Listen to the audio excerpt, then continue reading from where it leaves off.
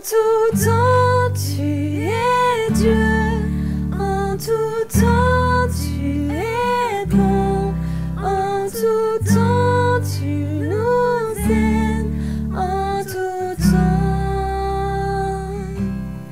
En tout temps, tu es Dieu.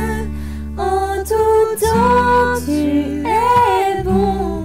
En tout temps, tu nous aimes. En tout temps.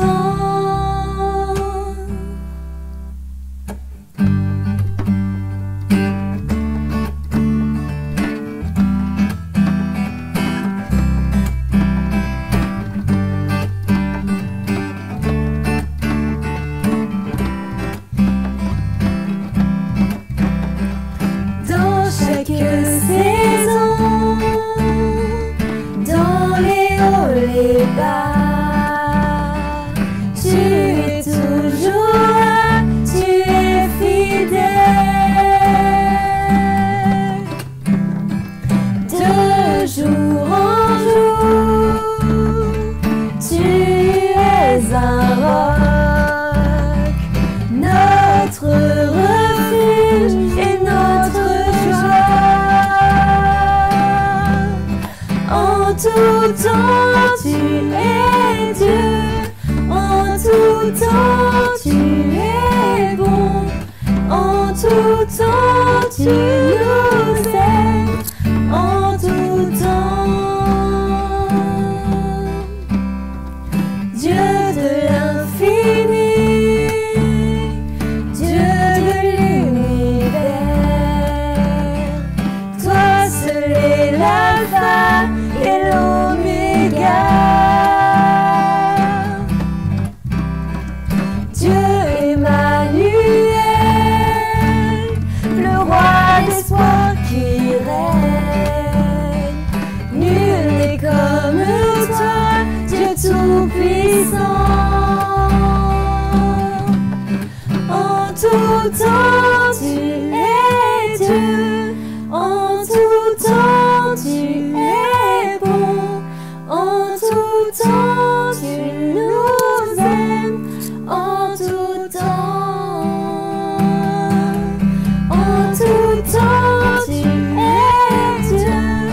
En tout temps, tu es bon. En tout temps, tu nous aimes. En tout temps.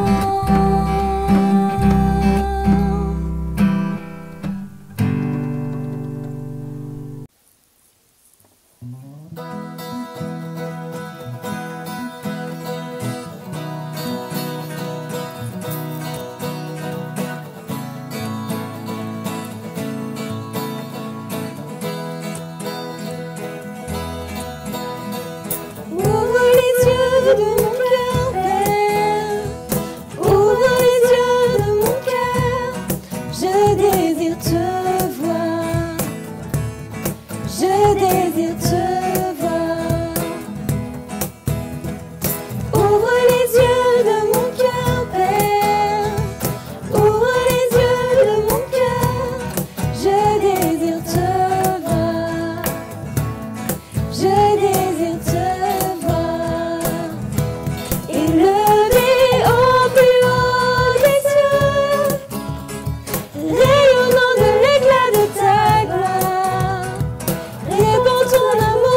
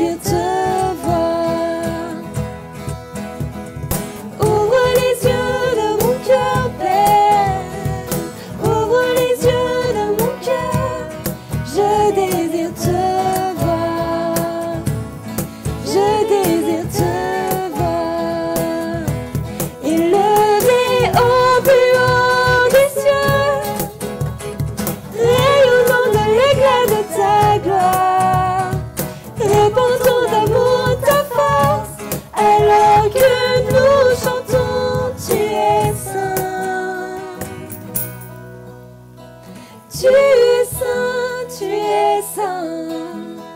Tu es saint, tu es saint. Tu es saint, tu es saint. Je désire te voir. Tu es saint, tu es saint. Tu es saint, tu es saint. Tu es saint, tu es saint. Je désire te voir.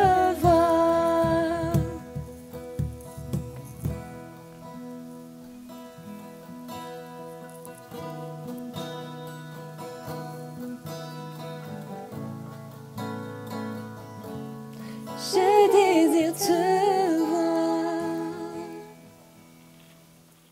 Merci à chacun pour ce moment de louange, au groupe Louange. On a plaisir à découvrir chaque dimanche ce qu'a préparé le groupe Louange avant de vous apporter ce qui a été préparé par le groupe Pas Louange, le groupe qui s'occupe des messages. Ce dimanche, c'est pas Phil qui est de corvée, c'est moi qui m'y colle. Alors c'est pas une corvée, je le fais avec plaisir. J'aimerais vraiment vous apporter un message que le Seigneur a mis sur mon cœur assez récemment. Pour commencer ce message, j'aimerais qu'on se souvienne de cette époque où on était encore à l'église, où on faisait des points travaux. Vous vous souvenez les points travaux quand l'équipe de travailleurs travaillait ici et le dimanche, tout le monde arrivait et vérifiait qu'est-ce qu'ils ont fait. Ils ont fait le carrelage, ils ont fait le sol, ils ont fait les plinthes, ils ont fait tomber telle paroi. Et il y avait un peu cette effervescence, ce plaisir de regarder ce qui avait été fait, cette construction qui avançait. Et en même temps, chacun avait son petit commentaire à dire « Oh, moi, j'aurais plutôt fait ça, comme ci, comme ça. » Et il y avait cette effervescence intéressante.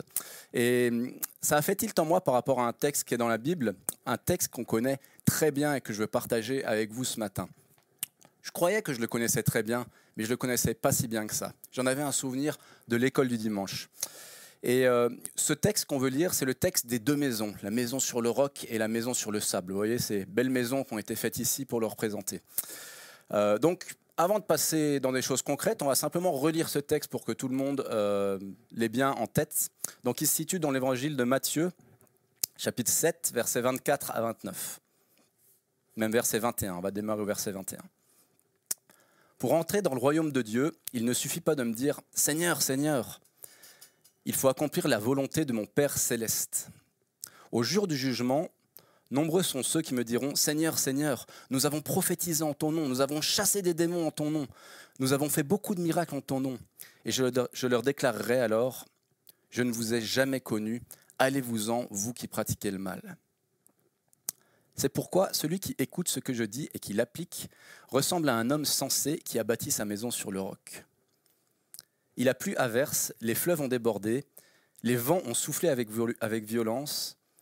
Ils se sont déchaînés contre cette maison. Elle ne s'est pas effondrée car ses fondations reposaient sur le roc. Mais celui qui écoute mes paroles sans faire ce que je dis ressemble à un homme assez fou pour construire sa maison sur le sable. Il a plu à verse, les fleuves ont débordé, les vents ont soufflé avec violence. Ils se sont déchaînés contre cette maison et elle s'est effondrée et sa ruine a été complète. Ce texte, si vous êtes familier des églises ou de la parole de Dieu, vous le connaissez bien. Il est dans le Sermon sur la montagne, à un moment où Jésus a pris une grande foule pour faire un grand discours devant elle, au bord du lac de Tibériade. Il a voulu enseigner cette foule, et il a voulu enseigner au moyen d'une parabole. Pour ceux qui ne connaîtraient pas, une parabole, c'est simplement une image que Jésus donne pour nous donner un enseignement. Et l'image dans cette parabole que je viens de lire, elle est assez simple. Vous la connaissez si vous connaissez déjà cette histoire. Il parle de nos vies qui sont représentées par ces maisons. Il parle de construire sa maison sur un roc que représente la personne de Jésus, ou bien de construire de la maison sur le sable sans ce roc qui est dessous, et donc avec les risques d'effondrement que ça comporte. Et une tempête de la vie va arriver, les épreuves de la vie. Vous pouvez mettre tous les mots que vous voulez là derrière, c'est facile à aller chercher. Et cette épreuve, cette tempête va révéler ce qu'il en est pour le sort de ces deux maisons. Mais comme c'est une image, vous comprenez bien que Jésus ne parle pas de notre maison, il parle de notre vie. Il parle de ce qui peut devenir de notre vie au-delà de notre vie sur Terre et de l'importance que c'est de faire les bons choix. Ça, c'est la lecture école du dimanche rapide. Mais je vais vous inviter maintenant à aller un tout petit peu plus loin dans cette parabole. Tout d'abord, remettons un tout petit peu le contexte. Comme je l'ai dit, cette parabole a été dite dans le cadre du sermon sur la montagne, devant une grande foule. Et il y avait certainement dans cette foule des personnes de tous horizons, des gens qui croyaient Jésus, des gens qui ne croyaient pas Jésus, de différentes cultures, des sceptiques, des gens qui étaient à fond. Et Jésus a dit cette parabole pour tout le monde, à ce moment-là, pour toute la foule. Mais en y regardant de plus près, cette parabole n'est pas destinée à tout le monde. Et ça, c'est un des premiers pièges qu'il y a dans cette parabole. On peut peut-être trop facilement se dire, oui, cette parabole, il y a le mec méchant qui a construit sa maison sur le sable, qui fait n'importe quoi, et le mec gentil qui suit Dieu, qui a construit sa maison sur le roc et qui a tout bon. Et cette parabole est juste adressée pour ceux qui n'ont rien compris. C'est vrai, cette parabole est adressée pour ceux qui n'ont rien compris, mais pour ceux qui n'ont rien compris et qui connaissent Jésus. Et c'est là un des premiers enseignements de cette parabole, c'est que cette parabole est destinée à nous, chrétiens. Elle n'est pas destinée pour les non-chrétiens, elle est destinée pour nous, chrétiens, qui connaissons Jésus, qui avons entendu les choses, mais qui parfois les oublions, volontairement ou pas. Donc on a une comparaison entre deux propriétaires de maison. Les deux qui sont chrétiens, qui connaissent Jésus, les deux disent « Seigneur, Seigneur ». Les deux vont à l'église, si on extrapole un peu. Les deux lisent leur Bible, les deux font des belles prières, les deux mettent des beaux habits. Les deux, en tout point extérieurement, sont identiques. Les deux vont à l'église et lèvent les mains vers le ciel. Ils font tout ce qu'un chrétien modèle, normal, fait. Les deux, même personne en apparence. Et maintenant, on peut observer un tout petit peu leur maison. Si on regarde dans le texte que je vous ai lu dans Matthieu, il y a une description qui est faite de ces deux maisons. Et plutôt que de redire ce texte, je vais vous inviter à un petit moment pédagogique, peut-être ludique pour les enfants. Et puis il y a des grands enfants parmi vous, je le sais. Donc on va projeter pendant une dizaine, trentaine de secondes un jeu des 7 différences. Moi j'aime bien ça, les jeux des 7 différences. Alors sur l'image que vous voyez en ce moment, je vous demande de chercher les 7 différences entre les deux maisons que j'ai mis, qui est à la gauche, la maison de l'homme insensé, et à la droite, la maison de l'homme sage. Alors, je vous laisse une trentaine de secondes.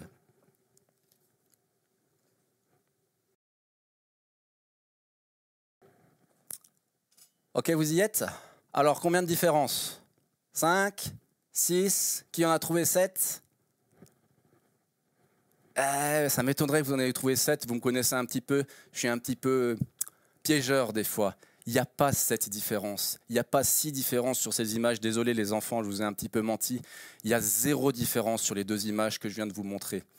Et on a un peu tendance, dans cette parabole, à croire que, comme je le disais avant, il y a une maison pourrie et une maison super.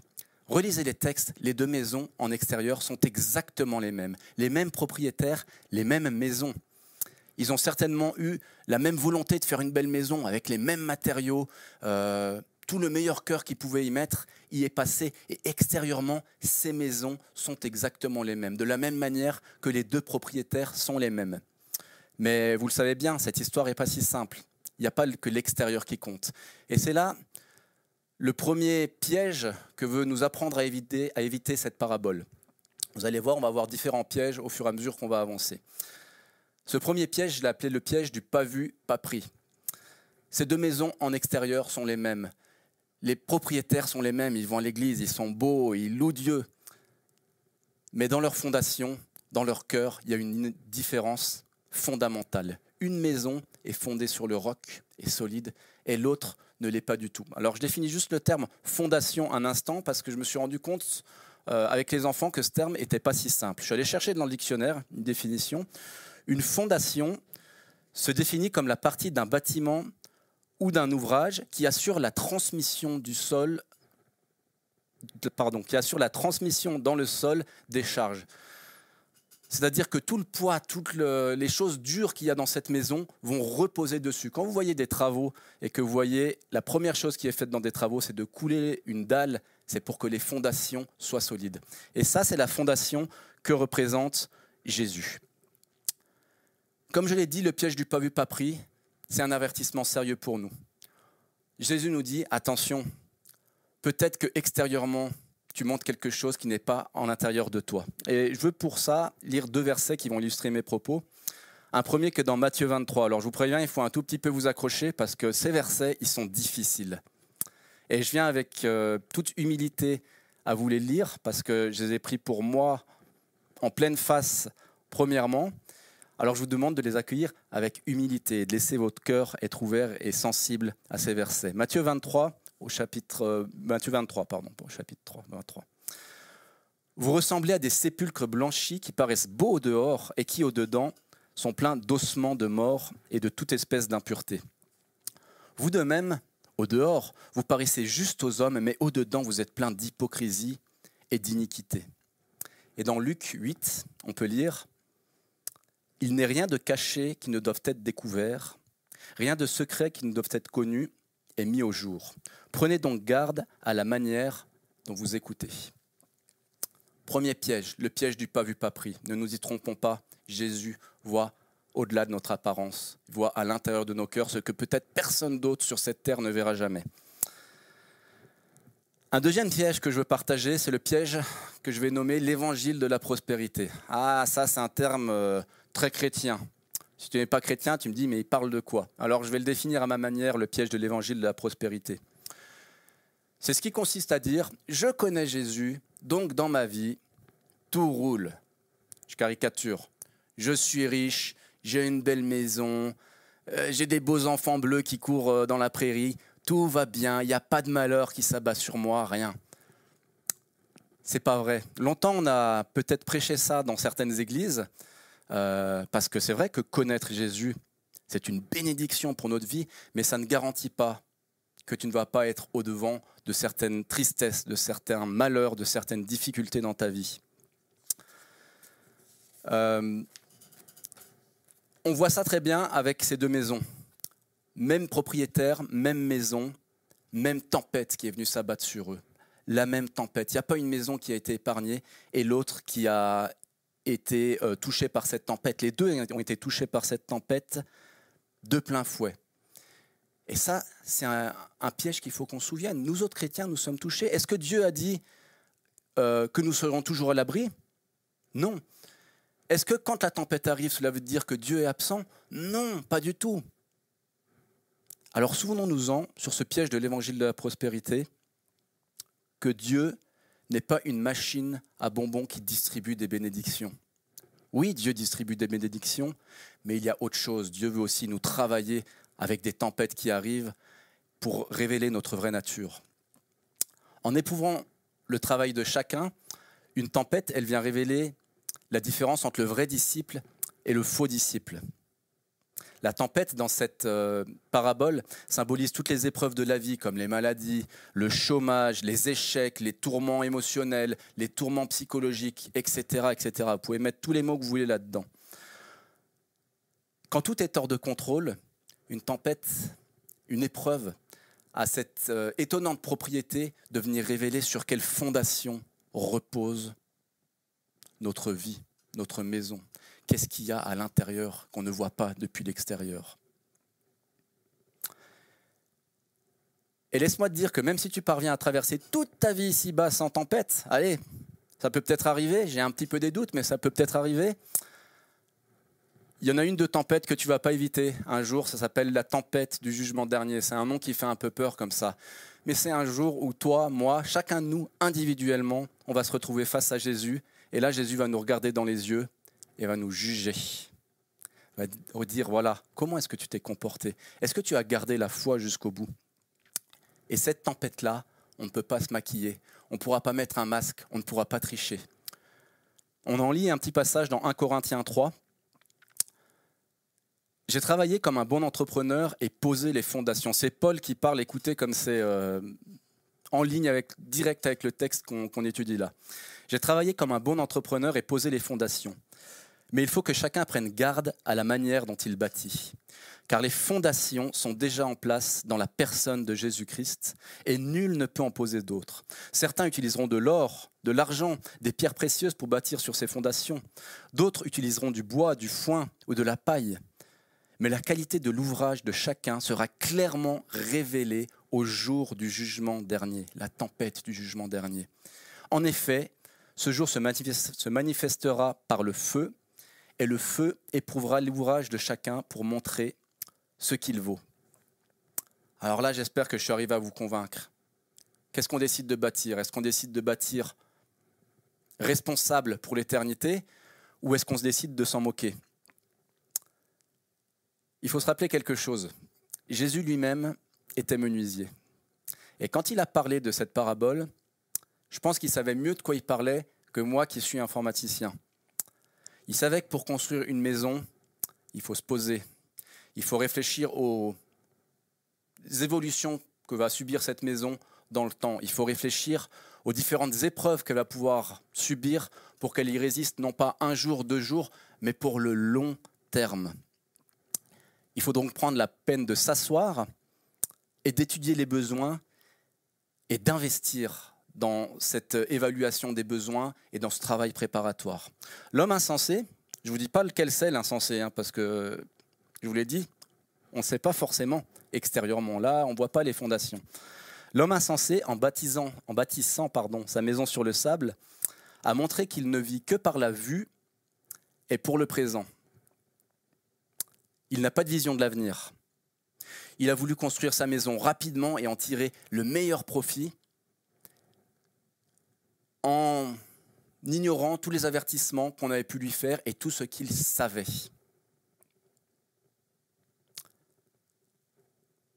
On peut dire que ses actions, c'est-à-dire construire sa maison de manière insouciante, se sont alignées avec ses priorités. Ses actions ont révélé sa priorité de vie. En effet, si tu ne vois pas l'importance d'ériger une maison qui va durer longtemps, tu seras très peu enclin à investir du temps et que ça te coûte pour chercher une base solide sur laquelle elle va reposer. Et ça, c'est la pensée actuelle de notre monde. Vas-y, pas de problème, fais ça pour ta vie, c'est pas grave, il n'y a pas de conséquences, demain, ça sera autre chose. Oh, ça peut pas faire vraiment de mal. Toutes des pensées comme ça, mettez les phrases que vous voulez là derrière. Prends tout le plaisir que tu veux, c'est bon. Ça, c'est ce qu'a fait l'homme insensé en construisant cette maison. On comprend pourquoi Jésus dit que c'est un homme insensé. Jésus savait pertinemment que dans cette région, il y avait une saison des pluies qui allait arriver, quoi qu'il arrive, et que cette maison ne résisterait pas. Peut-être elle tomberait d'un coup, peut-être elle serait infiltrée dans le sol et elle finirait par glisser. Et malgré tout, cet homme a rejeté tout ce qu'il a entendu. Il connaissait les choses qui étaient rentrées dans une oreille, mais elles étaient sorties par les autres, par l'autre oreille. Même s'il a entendu la parole de Dieu, il a refusé de tenir compte de ses avertissements et de ses instructions. On peut faire ici un petit parallèle avec l'homme tiède qu'on a entendu il y a 15 jours. En tout cas, moi, je me permets ce parallèle-là. L'homme tiède, c'est l'homme qui a entendu « Seigneur, Seigneur ». Il a été au contact de Jésus. Il a entendu Jésus. Il a été au contact de cette source de chaleur qui lui a transmis sa chaleur, qui a fait qu'il est devenu tiède. Il était en train de se réchauffer et il s'est éloigné. La chaleur n'était pas en lui. Il a juste été au contact, de la même manière que cet homme insensé, et il est devenu tiède. Et vous savez ce qui va devenir des hommes qui sont devenus tièdes? On l'a étudié il y a 15 jours. Ils vont être vomis de la bouche. C'est pas réjouissant, mais c'est un avertissement qui est placé devant nous, qu'il ne faut pas qu'on ignore. L'homme sage, lui, n'a pas du tout agi de cette manière. Il a pensé à l'avenir. Il a pensé à son éternité.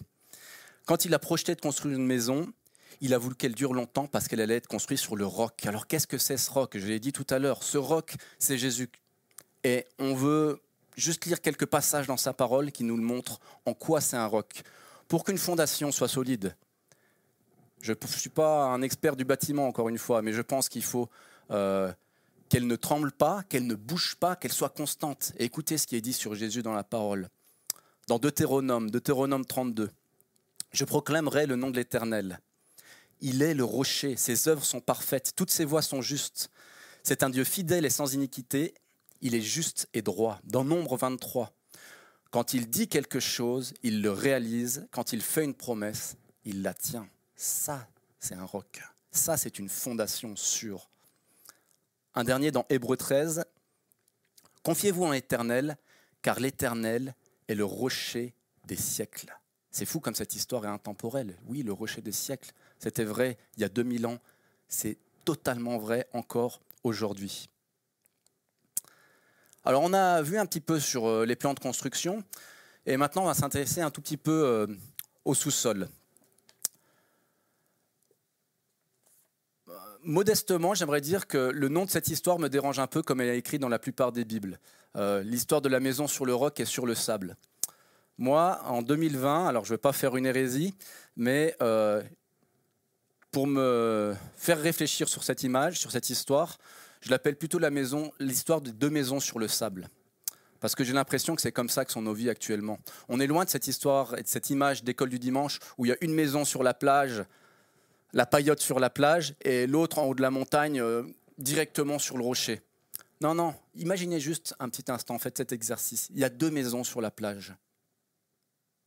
Et il y en a une qui est allée chercher la fondation sur le roc et l'autre qui n'a pas fait l'effort. Pourquoi est-ce que je vous dis ça, que c'est important ? C'est un des pièges, encore une fois, que nous enseigne cette histoire, le piège de ne pas distinguer le sable. Qu'est-ce que représente le sable dans cette histoire ? Le sable, c'est tout ce qui va te séparer de ta relation avec le roc. On peut faire ça de manière très visuelle. Il y a ta vie, la maison. Il y a la couche de sable et il y a le roc, Jésus, en dessous. Qu'est-ce que peut représenter ce sable qui est entre deux, qui est entre ta vie et Jésus ? Bonne question, hein ? Mais j'ai envie de vous faire un tout petit peu réfléchir. Qu'est-ce que peut être ce sable pour toi qui est en train de regarder ce message ? Je vous laisse quelques secondes pour réfléchir. Je vais faire un petit moment de silence et puis à la fin de ce temps, je vais vous montrer quelques éléments que moi je considère être du sable pour ma vie. C'est-à-dire être des choses qui me séparent de la fondation que représente Jésus pour moi. Alors je vous laisse quelques secondes de réflexion.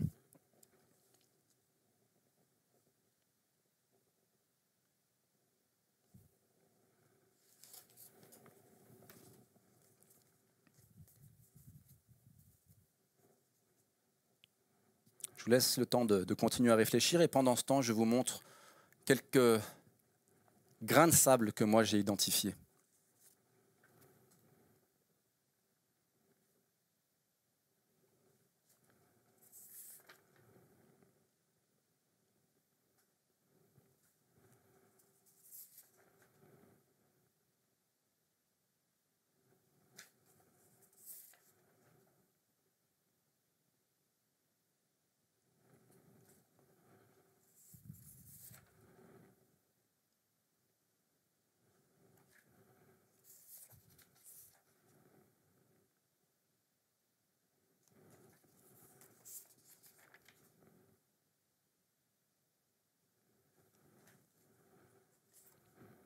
Etc., etc. Je suis sûr qu'il y en a au moins un ou deux là-dedans que vous pouvez vous attribuer à vous-même, mais essayez de vous approprier vos propres grains de sable. Et ces grains de sable, comme je l'ai dit, c'est ce qui nous sépare de la fondation que représente Jésus. La fondation, les grains de sable, et nous avons tous ça dans nos vies, qu'on le veuille ou non. La question est-ce qu'on veut creuser suffisamment pour arriver à contourner les grains de sable et malgré tout reposer sur la fondation que repose Jésus, ou est-ce qu'on veut ne pas creuser ? Si on veut ne pas creuser, c'est une maison qui ne va pas tenir et qui, au premier truc, va tomber avec les conséquences que ça a. Et souvenez-vous, cette maison, c'est notre vie. Et ce qui se passe sur Terre a des conséquences sur notre vie pour l'éternité. Et il y a une autre maison qui tient parce qu'on a creusé les fondations, on a creusé le sable pour aller jusque dans les fondations. Et je vous donne encore une petite image par rapport au sable qui m'est venue cette semaine en réfléchissant. Vous vous souvenez quand on est enfant et puis qu'on est à la mer et puis qu'on creuse le sable pour faire un château ou bien pour s'enfouir dans le sable et sans cesse avec les vagues qui viennent, le sable est ramené. C'est un peu la même chose avec ce qui nous sépare de l'amour de Dieu. Ce n'est pas une chose qu'on peut enlever une fois pour toutes. Ces grains de sable vont revenir perpétuellement dans ta vie et je crois que c'est un devoir d'obéir et de sans cesse nettoyer, entretenir quotidiennement pour faire que ce qui nous sépare de Jésus, la fondation, ne soit pas trop épais au point qu'on risque de tomber. Il y a encore un enseignement important qu'on peut tirer de cette parabole Et on peut le voir en lisant la parabole dans la version de Luc. Tout à l'heure, j'ai lu la parabole dans la version de Matthieu. Et Luc a aussi la même parabole qui est beaucoup plus courte. Et curieusement, elle est beaucoup plus courte, mais pour moi, c'est celle qui est la plus riche parce qu'elle a une phrase qui dit quelque chose d'extrêmement important et qui est, à mon avis, le premier enseignement à tirer de cette parabole. Alors, au lieu que je la lise simplement, on a demandé aux enfants de l'école du dimanche d'apprendre par cœur cette parabole, de se filmer et de nous la réciter. C'était un petit peu leur devoir de la semaine.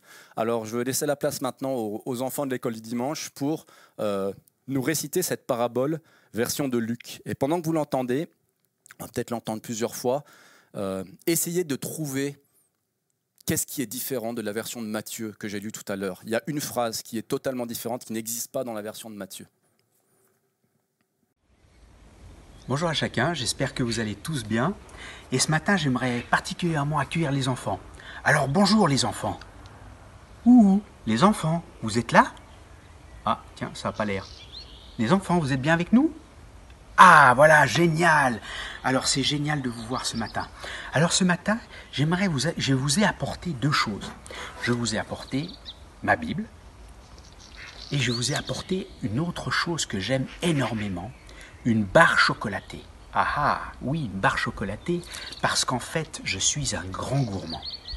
Mais si je regarde seulement cette barre chocolatée, cela ne me suffira pas. En fait, moi, ce que j'ai envie, et je pense que vous aussi, c'est simplement de la déguster, de la manger, pour pouvoir profiter de son bon goût, de son énergie, du plaisir qu'elle va me donner. Et bien pour la Bible, c'est la même chose. La porter, la regarder, la voir sur un tablard ne suffit pas. Ce n'est que lorsque vous allez la lire, l'étudier, que vous allez pouvoir recevoir, ressentir, comprendre les choses que Jésus veut vous apprendre et profiter de ses bienfaits. Alors je vous invite à écouter un passage qui se trouve justement dans cette Bible. Et ce passage, c'est une parabole que Jésus a racontée à toute une foule. Mais dans cette foule, il y avait de nombreux enfants. Oh, une parabole, c'est quoi une parabole? Une parabole, c'est une histoire dans laquelle quelque chose qui est facile à comprendre est utilisé pour expliquer quelque chose qui est plus difficile à comprendre. Mais pour commencer, on va écouter justement ce passage biblique. Et ce passage biblique, c'est les enfants qui vont vous le raconter, parce qu'ils ont appris, pour certains, ce verset par cœur. Alors bravo et surtout merci à tous les enfants qui ont fait ce grand effort pour apprendre ce passage biblique par cœur. Bravo et merci. Pourquoi m'appelez-vous Seigneur, Seigneur et ne faites pas ce que je dis? Je vais vous montrer à qui ressemble un homme qui écoute mes paroles et les met en pratique. Il ressemble à un homme qui, pour construire une maison, a creusé profondément et a posé les fondations sur le rocher. Une inondation est venue, le torrent s'est jeté contre cette maison sans pouvoir l'ébranler parce qu'elle était fondée sur le rocher. Mais celui qui entend et ne met pas en pratique est semblable à un homme qui a construit une maison sur la terre, sans fondation. Le torrent s'est jeté contre elle et aussitôt s'est écroulé. Les ruines de cette maison ont été grandes. Pourquoi m'appelez-vous Seigneur, Seigneur, et ne faites pas ce que je vous dis? Je vais vous montrer à qui ressemble tout homme qui vient à moi, entend mes paroles et les met en pratique. Il ressemble à un homme qui, pour construire une maison, a creusé profondément, a posé les fondations sur le rocher. Une inondation est venue, le torrent s'est jeté contre cette maison sans pouvoir l'ébranler, parce qu'elle était fondée sur le rocher. Mais celui qui entend ne met pas en pratique est semblable à un homme qui a construit une maison sur la terre sans fondation. Le torrent s'est jeté contre elle et aussitôt elle s'est écroulée. La ruine de cette maison a été grande. Luc 6, versets 46 à 49. Luc 6, versets 46 à 49. Pourquoi m'appelez-vous Seigneur, Seigneur, et ne faites-vous pas ce que je dis ? Je vais vous dire à qui ressemble tout homme qui vient à moi, entend mes paroles et les met en pratique. Il ressemble à l'homme qui, pour construire sa maison, a creusé profondément, et a posé les fondations sur le rocher. Une inondation est arrivée. Le torrent s'est jeté contre celle-ci sans pouvoir l'ébranler, parce qu'elle était construite sur le rocher. Mais celui qui entend et ne met pas en pratique est semblable à l'homme qui a construit sa maison sur la terre sans fondation. Le torrent s'est jeté contre celle-ci, et alors elle s'est effondrée aussitôt. La ruine de cette maison a été grande. Maintenant que tu as bien écouté ce passage, cette parabole, j'ai quelques questions pour toi. Alors envoie-moi vite tes réponses par email ou par WhatsApp et tu recevras une récompense après le confinement. Demande à tes parents, ils ont mes coordonnées. Première question, qu'est-ce qu'une parabole ? Qu'est-ce qu'une parabole ? Deuxième question, que doit faire une personne pour ressembler à l'homme sage qui construit sa maison sur un rocher, sur un roc ? Troisième question, une personne qui entend les paroles de Jésus mais ne les met pas en pratique est comme un constructeur de maison qui construit sa maison sur quoi ? Sur quel matériel ? Quatrième question, quelle est la référence du passage d'aujourd'hui ? Attention, il y a 2 réponses possibles. Maintenant les enfants, je vous encourage à écouter le message qui va suivre. Et cela pour 2 bonnes raisons.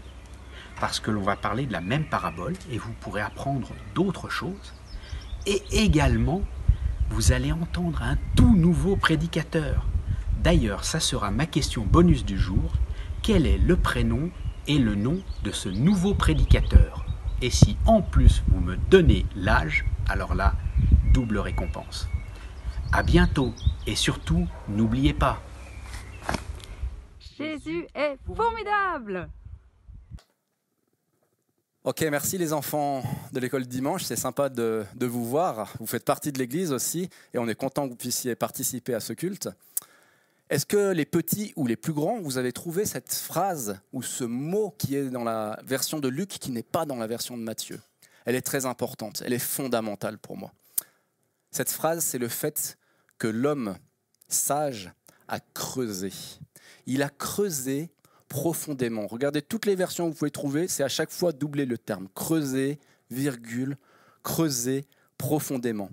Il a creusé profondément jusqu'à ce que sa pelle vienne heurter un rocher. Ce rocher, c'était la fondation. Au début, il devait l'avoir un tout petit peu. Et puis, il a élargi, il a commencé à voir que c'était un vrai gros rocher et qu'il pouvait poser sa maison dessus. Et il y a investi du temps et des efforts. On en a déjà parlé un petit peu tout à l'heure. Mais qu'est-ce que signifie cette action de creuser pour nous, concrètement, 21e siècle, dans nos vies ? L'action de creuser correspond à accomplir tout ce que Jésus nous demande de faire dans sa parole. Et ça nous permet de voir un principe spirituel assez important, à mon avis, qui commence à se dégager et qu'on peut résumer ainsi. C'est en faisant la volonté de notre Père Céleste que nous allons vraiment connaître Jésus, car l'obéissance à sa parole nous met en contact avec lui. Alors réfléchissez à nouveau à cette parabole. Avant d'atteindre le rocher, on doit enlever le sable. Le sable, on l'a vu, c'est les choses de ce monde, les choses matérielles, les principes charnels du monde qui nous séparent du Seigneur Jésus, le roc. Mais quand on commence à décider de creuser, le contact avec le rocher ne va pas venir instantanément comme ça. Peut-être que si je commence à creuser ici, je vais tomber sur un rocher au bout d'1 mètre, peut-être qu'il va être au bout de 100 mètres. Je ne sais pas, mais pour savoir, il faut commencer. Cherchez et trouvez, dit la parole. Cette parabole-là dit « creusez et vous trouverez la fondation ». Et il y avait un seul des 2 hommes qui a été disposé à faire cet effort de creuser, c'est-à-dire de conformer sa vie aux enseignements de Jésus. L'autre a préféré se détourner des instructions bibliques. Il y a quelque chose qui est aussi frappant, c'est que pour pouvoir creuser comme ça, il faut faire preuve d'une foi incroyable. Moi, je l'ai dit, je fais le malin. Je pense que là, si on creuse, forcément, on va tomber sur un rocher. Mais s'il est à 1 mètre ou 100 mètres et que je le sais, C'est pas la même chose pour moi. 1 mètre, je vais dire, allez, on y va, dans 2 heures, c'est plié. 100 mètres, je ne sais même pas si je vais avoir envie de commencer parce que je vais peut-être me décourager. Et là, mes amis, la foi intervient. Et l'exemple qui est donné avec cette parabole à cette époque est flagrant. Il n'y avait pas d'outils pour aller mesurer en profondeur, voir s'il y avait un méga scanner pour voir comment sont les sous-sols. Non. Jésus nous dit, prends ta pelle et commence à creuser. Et tu me trouveras. Et ça, c'est ce qu'on appelle l'obéissance de la foi. Cette obéissance de la foi, elle vient par opposition à une foi qu'on peut appeler une fausse foi. Et c'est un nouveau piège que je veux vous sortir de cette parabole. J'ai hésité un peu sur le nom, j'ai marqué la fausse foi, la fausse grâce, l'évangile de la consommation. Tout à l'heure, on a parlé de l'évangile de la prospérité. Je vais vous parler un tout petit peu de l'évangile de la consommation. La grâce seule, oui. J'espère que je ne prêcherai jamais autre chose. La grâce seule, oui, mais pas la fausse grâce. Pas la grâce d'apparence, la grâce en mode consommateur qui ne transforme pas nos vies, qui ne transforme pas nos cœurs, qui fait que nous restons la même personne 90% du temps de la semaine et qu'on vient lever les mains le dimanche au ciel ou pas le dimanche à un autre moment dans la semaine, mais que c'est que quand ça nous arrange. Pas ça. La grâce seule, oui. On est sauvé par la grâce seule, mais on est perdu par notre propre évangile de consommation qui mélange la machine à bonbons que peut représenter Jésus, j'espère que vous comprenez ce que je veux dire, et les bonnes choses de ce monde ou les mauvaises choses, mais qui ne sont pas toujours compatibles l'une avec l'autre. On est sauvé par la grâce, oui, mais on est perdu par notre propre religion que nous pouvons créer si nous prenons les paroles de Dieu qui sont dans la Bible comme elles nous arrangent. On doit donc mettre en pratique, les amis. Au boulot, on a du temps là en ce moment pour y réfléchir. Et ne vous y trompez pas, je ne parle pas d'être sauvé par les œuvres, je l'ai bien dit, la grâce seule. Je ne parle pas des œuvres, je parle de laisser notre cœur être rempli, nos pensées remplies, nos actions remplies des recommandations de Christ. Et cette recommandation de mettre en pratique la parole de Dieu, elle traverse toute la Bible. J'aurais pu en tirer des dizaines et des dizaines de citations. J'en ai tiré 3-4 que je vais vous lire maintenant. Il y a la première qui est par Moïse dans Deutéronome 5, pour vous montrer à quel point c'est une notion primordiale pour nous en tant que chrétiens. Moïse convoqua tout Israël et leur dit « Écoute Israël, les lois et les ordonnances que je vous ai fait entendre aujourd'hui, apprenez-les et mettez-les soigneusement en pratique. » Ancien Testament, Nouveau Testament, Paul. Paul, pour parler de passer à l'action vis-à-vis de notre foi, il utilise un terme bien précis qui s'appelle l'obéissance de la foi. Et il y a quelque chose d'assez curieux, c'est que si vous lisez Romains, au tout début de Romains et à la toute fin de Romains, Paul utilise le même terme d'obéissance de la foi, comme si tout cet épître était entouré par cette notion-là. On peut la lire dans Romains 1, verset 5. Par lui, j'ai reçu la grâce d'être apôtre pour amener en son nom des hommes de tous les peuples à l'obéissance de la foi. Et Romains 16, à la fin de l'épître, comme l'a ordonné le Dieu éternel, l'évangile s'accomplit de façon manifeste de nos jours et est porté par les écrits des prophètes à la connaissance de tous les peuples pour qu'ils soient amenés à lui obéir en croyant. L'obéissance de la foi. Dans la pensée de Paul, on ne pouvait pas séparer l'obéissance de la foi. C'est une chose. Jacques nous dit un enseignement hyper important qui ressemble à celui de Paul, mais je ne peux pas résister à vous le lire aussi parce que ces mots, je trouve, valent plus que de très longs discours. Dans Jacques 1, verset 21, on peut lire ceci. Écoutez bien, ce passage est un tout petit peu long, mais il est plein de richesse. « Accueillez avec humilité la parole que Dieu plante dans votre cœur, car elle a le pouvoir de vous sauver. » Déjà, on pourrait faire tout un dimanche juste sur ce verset. Elle a le pouvoir de nous sauver. On serait fou de s'en passer. Ne vous faites pas d'illusions sur vous-même en vous contentant d'écouter la parole de Dieu, mais mettez-la réellement en pratique. Car celui qui écoute la parole, ça c'est une parabole de Jacques. Celui qui écoute la parole sans la mettre en pratique ressemble à un homme qui se regarde dans un miroir et se voit tel qu'il est. Après s'être regardé, il s'en va et oublie aussitôt comment il est. En revanche, il y a celui qui examine attentivement la loi parfaite que nous procure la liberté et il s'y attache fidèlement. Il ne se contente pas de l'écouter pour l'oublier ensuite, mais il la met en pratique, eh bien celui-là sera béni dans tout ce qu'il fait. Quelle superbe parole, quelle superbe promesse. Et j'aime cette parabole ce que je nomme la parabole de Jacques, avec cet homme qui se regarde dans le miroir. Quand j'étais enfant, j'avais entendu cette parabole, j'ai cru que je ne l'avais pas compris. Je dis, mais à quoi ça sert un mec qui se regarde dans le miroir et qui repart comme ça, sans rien? Alors, je ne comprenais pas. Je me suis dit, mais c'est complètement ridicule. Et en fait, je l'avais compris. Oui, c'est ridicule. Quelqu'un qui se regarde dans le miroir et qui repart sans en avoir tiré aucune information, c'est ridicule. Mais vous y trompez pas. Vous avez compris, on ne parle pas là de miroir pour voir l'apparence, pour voir la coupe de cheveux qu'on a chacun parce que le confinement dure un peu longtemps. Non, on parle de se regarder dans le miroir pour voir comment on est à l'intérieur. Se regarder sans se tromper. Et si on se regarde sans se tromper, il y a des enseignements à tirer et des corrections à faire pour nos vies. Ce texte, cette expression de l'homme dans le miroir, je fais une toute petite parenthèse, je crois que j'en ai déjà parlé une fois avec l'Assemblée ici. Il y a un chanteur qui a fait une chanson que je trouve assez incroyable dessus. C'est Michael Jackson. Alors je vous entends tous depuis là, il a parlé de Michael Jackson en prêchant, le dernier des pécheurs. Là. Oui, c'est vrai, c'est un pécheur. Moi aussi, j'en suis un. Michael Jackson, il a fait une chanson qui s'appelle Man in the Mirror.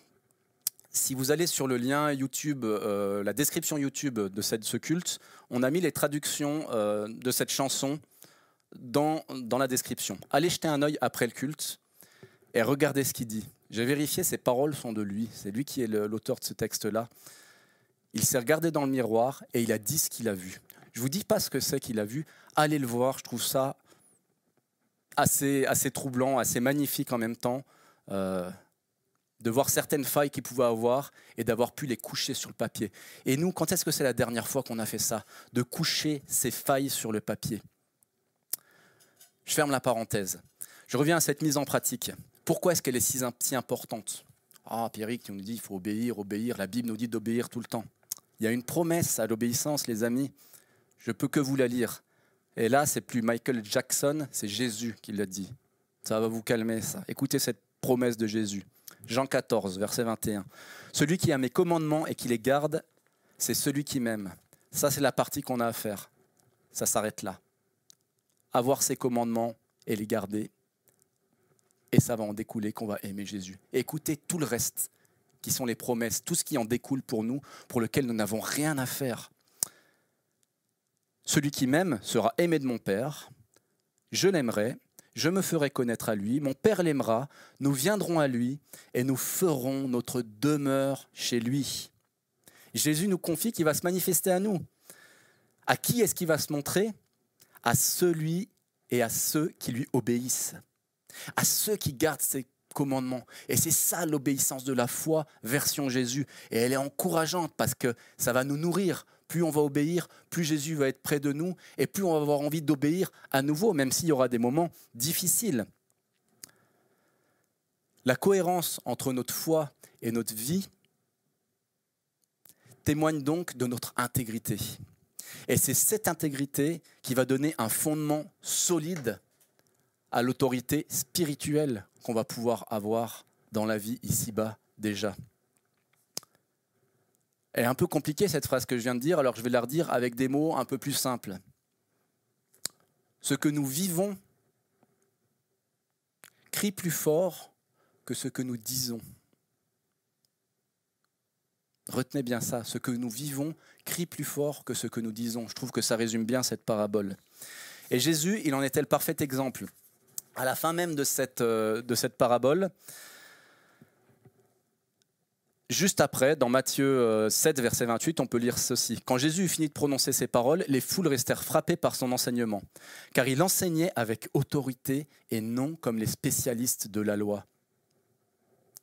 Il avait compris ce que les spécialistes de la loi n'avaient pas compris, et pourtant, peut-être même que les spécialistes de la loi connaissaient des textes encore mieux que Jésus, ça se trouve, plus par cœur et plus tatillon. Mais Jésus, lui, était allé jusqu'à l'obéissance de la foi.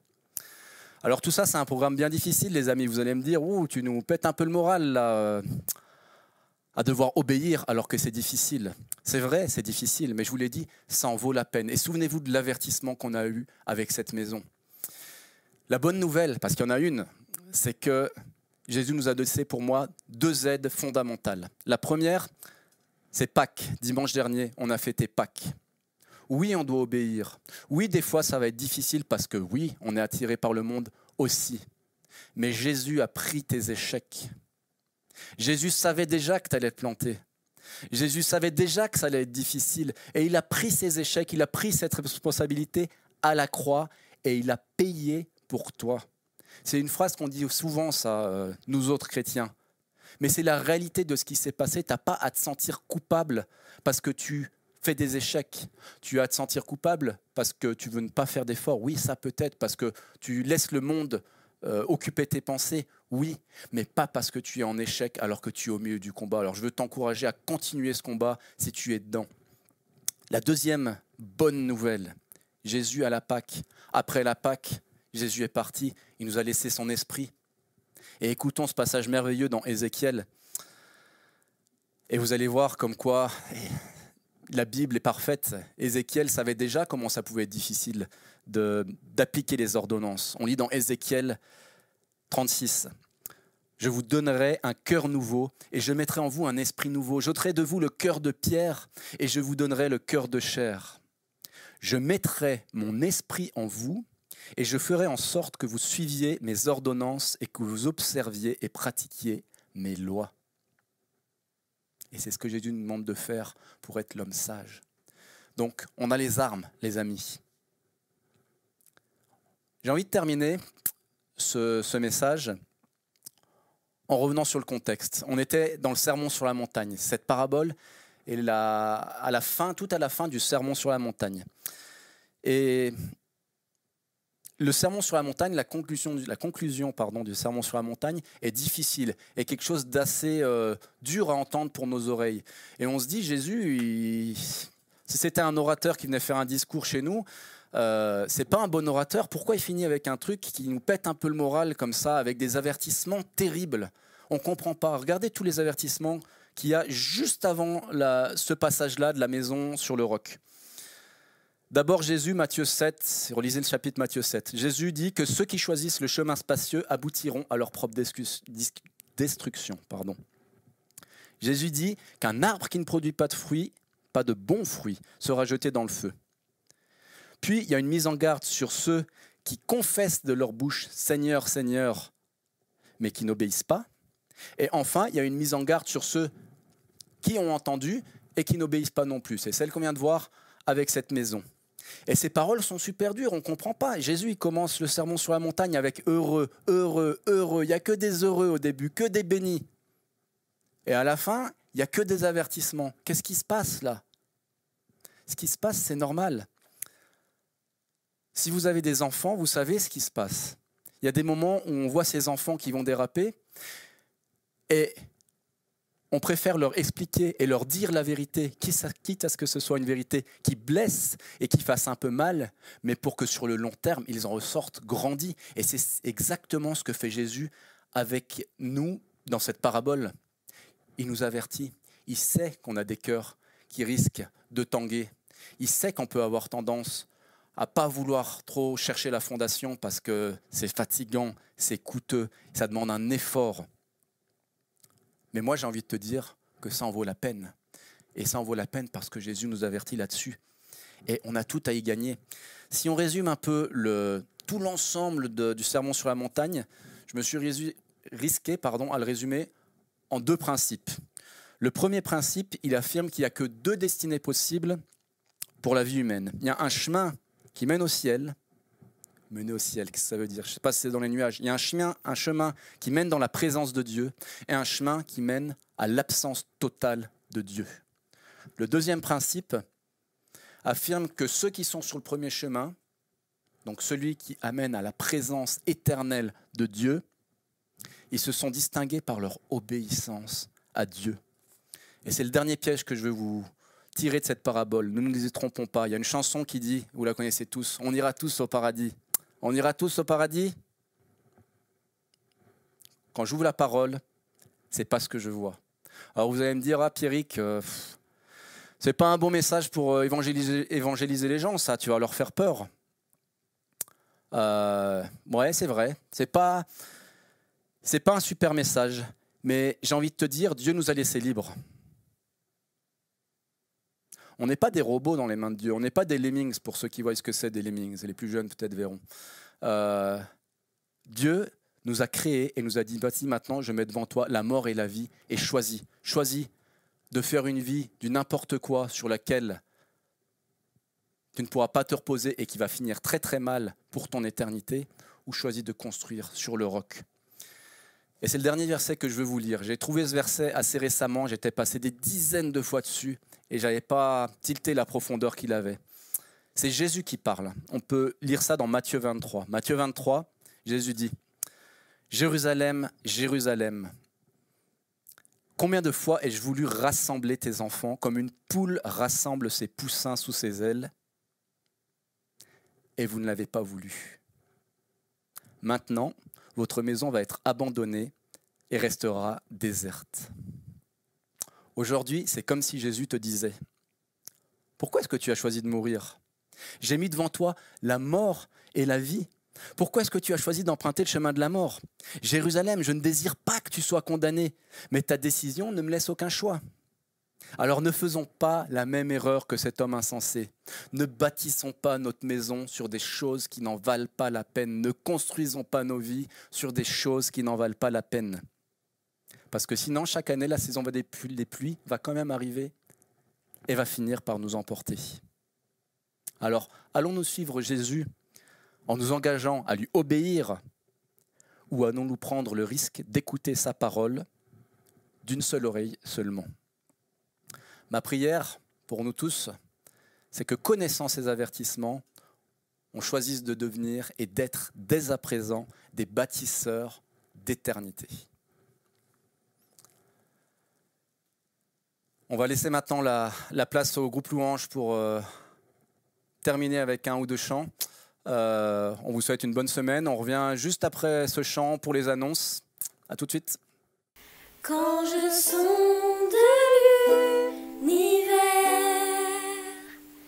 les astres que tu as créés, les océans, les mers, tout me révèle ta majesté. Alors mon âme veut s'écrier de tout mon cœur, je veux chanter. Alors mon âme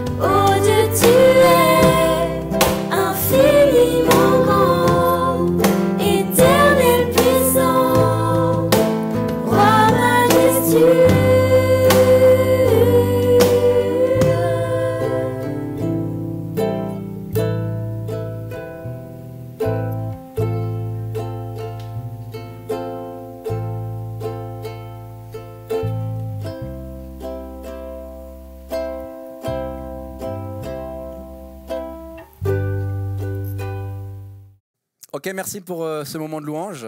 Ce culte est maintenant terminé. Juste avant de se quitter, on veut partager 2 annonces avec vous. Une première pour le culte de la semaine prochaine. Oui, il n'y a pas beaucoup de réunions en ce moment, donc on se projette beaucoup de culte en culte. On se rend bien compte qu'on a du plaisir à se voir les uns les autres, mais on se rend compte aussi que quand on demande de se filmer, c'est un peu difficile. Surtout comme pour les enfants aujourd'hui, on demande à apprendre quelque chose ou dire quelque chose. Pour la semaine prochaine, on vous propose quelque chose de très simple. Et si beaucoup pouvaient participer, ça serait super. Tout le monde peut le faire, ça prend 5 secondes. Alors s'il vous plaît, faites-le. Je vous explique le concept. Vous prenez une feuille de papier, vous la froissez, vous en faites une belle boule de papier. Vous demandez que quelqu'un vous filme. Et quand cette boule de papier est froissée, la personne qui vous filme vous envoie la boule, comme ça. Hop, vous recevez la boule, vous regardez la boule, et vous la relancez. Juste ça, super simple. Ayez de l'imagination, faites ça dans la situation que vous voulez. On veut un peu se détendre, un peu rigoler. Mais pas de parole, on n'ouvre pas la bouche, on reçoit une boule de papier et on la renvoie. Filmez ça, renvoyez-la sur le WhatsApp, soit de Pasteur Phil, soit de Rémi, soit le mien, ou bien par mail si jamais vous n'avez pas nos WhatsApp. Et on s'en servira certainement la semaine prochaine pour faire quelque chose de sympa. Et ça permettra de voir tout le monde, maximum de personnes pour ce culte. Donc petits, grands, tout le monde, les familles, individuellement, on y va à fond. Il me reste à vous souhaiter un bon dimanche. On se voit la semaine prochaine et je vous ai dit que j'avais 2 annonces. La deuxième, c'est qu'on a un petit bonus pour la fin de ce culte. Ouais, il y en a un qui est en train de rigoler derrière son écran là. Quand on a demandé aux écoles de dimanche de se filmer pour nous envoyer la parabole version Luc par cœur, il y a un grand enfant qui s'est filmé et qui nous a envoyé sa version de la parabole des 2 maisons. Donc on vous laisse avec ça, c'est bonus. Je ne vous en dis pas plus, à la semaine prochaine. Pourquoi m'appelez-vous Seigneur, Seigneur, et ne faites-vous pas ce que je dis? Je vais vous montrer à qui ressemble tout homme qui vient à moi, entend mes paroles et les met en pratique. Il ressemble à un homme qui, pour construire une maison, a creusé profondément, et a posé les fondations sur le rocher. Une inondation est venue. Le torrent s'est jeté contre cette maison sans pouvoir l'ébranler, parce qu'elle était fondée sur le rocher. Mais celui qui entend et ne met pas en pratique est semblable à un homme qui a construit une maison sur la terre sans fondation. Le torrent s'est jeté contre elle, et aussitôt elle s'est écroulée. La ruine de cette maison a été grande.